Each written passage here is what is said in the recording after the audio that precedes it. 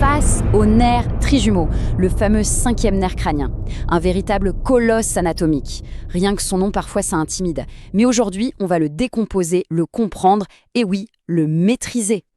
Alors, plongeons ensemble au cœur de cette structure. Le trijumeau, ce n'est pas juste un nerf parmi d'autres. Non, non. C'est une véritable architecture neurologique, à la fois complexe et absolument vitale. Il gouverne la sensibilité de notre visage et en même temps, la puissance de notre mâchoire. Le comprendre, ce n'est donc pas une option, c'est un impératif. Et pour dompter cette bête, il nous faut une clé. Une image forte, un moyen mnémotechnique puissant. Alors imaginez un serpent mythologique, un serpent à 3 têtes. On va l'appeler le serpent trigemme. Chacune de ces têtes représente l'une des 3 grandes divisions de ce 5e nerf. C'est lui, notre guide pour ce voyage. Commençons par la première tête, la vigie, celle qui porte cet unique et grand œil de cristal. Elle symbolise la toute première division, la V1, la véritable sentinelle de notre regard. Son nom officiel, le nerf ophtalmique. Sa fonction est exclusive et elle est capitale. Regardez bien les plumes délicates sur la tête de notre serpent. Elles ne sont pas là pour faire joli, elles sont un rappel visuel que la V1 est purement sensitive. Elle ne donne aucun ordre moteur, elle ne fait que remonter de l'information brute. C'est tout. Bien. Maintenant, suivons son parcours. C'est un peu comme un agent secret. D'abord, il se glisse le long de la paroi latérale du sinus caverneux, puis il s'échappe du crâne par un passage clé, la fissure orbitaire supérieure. Il faut voir ces foramens comme des portes blindées. Une fois qu'il est dans l'orbite, sa mission se divise. Il se sépare en ses 3 branches terminales, et voici son domaine de surveillance. La première tête du serpent, elle contrôle une zone de biosécurité bien précise. Tout le tiers supérieur du visage, du cuir chevelu jusqu'à la pointe du nez, en passant par la cornée, tout est sous son contrôle sensitif. Passons à la deuxième tête et observons bien comment la structure évolue. Notre point d'ancrage visuel, ici, c'est simple. Ce sont les 2 crocs menaçants sur la mâchoire supérieure. Ils sont la signature de la 2e division, la V2. Voici le nerf maxillaire. Et tout comme la V1, il est exclusivement sensitif. Les plumes sur sa tête sont là pour nous le rappeler.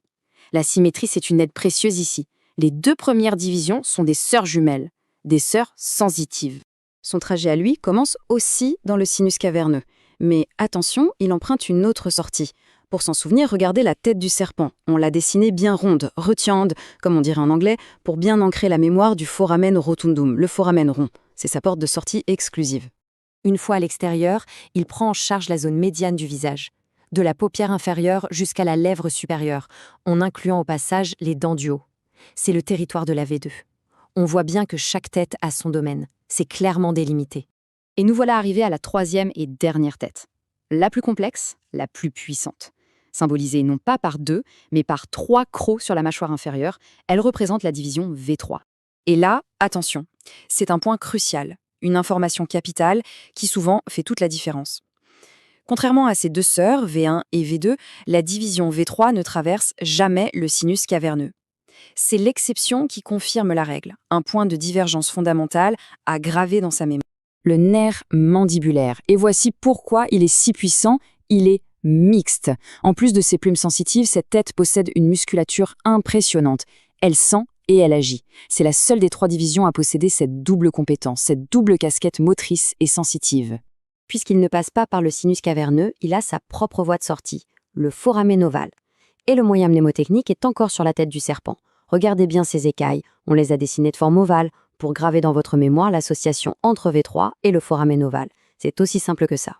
Sa composante motrice, c'est le moteur de la mastication. C'est lui qui commande les muscles qui ferment la mâchoire, comme le masséter, mais aussi celui qui l'ouvre. Il innerve même le muscle tenseur du tympan, ce tout petit muscle dans l'oreille qui amortit les bruits forts, notamment les bruits de notre propre mastication. C'est une ingénierie parfaite. Et côté sensitif, la V3 s'occupe du tiers inférieur du visage. Mais son rôle le plus célèbre, c'est la sensibilité des 2 tiers antérieurs de la langue. Attention, on parle bien ici de la sensation générale, le toucher, la douleur, pas du goût. Le goût, c'est une autre histoire, la langue fourchue de notre serpent est là pour nous le rappeler. Au-delà de ces territoires, le serpent possède des mécanismes cachés, des actions réflexes ultra rapides qui sont cliniquement essentielles à évaluer. Le premier, c'est le réflexe cornéen. Si quelque chose touche la cornée, le clignement des yeux est instantané. C'est comme un éternuement de l'œil. La première tête, V1, c'est le détecteur. C'est elle qui envoie le signal d'alerte. Mais la réponse, le clignement, elle, est exécutée par un autre nerf crânien, le nerf facial, le numéro 7. C'est une collaboration internerveuse. Le second, c'est le réflexe masséterin.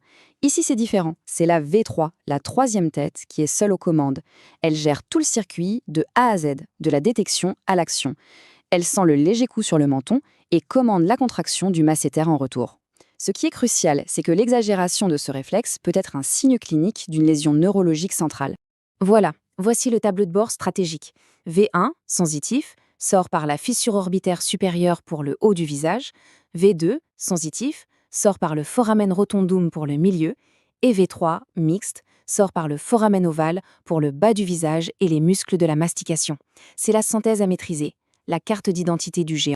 Le serpent trijumeau, notre bête à 3 têtes, se révèle être non pas un monstre chaotique, mais au contraire, un circuit neurologique d'une précision absolument incroyable.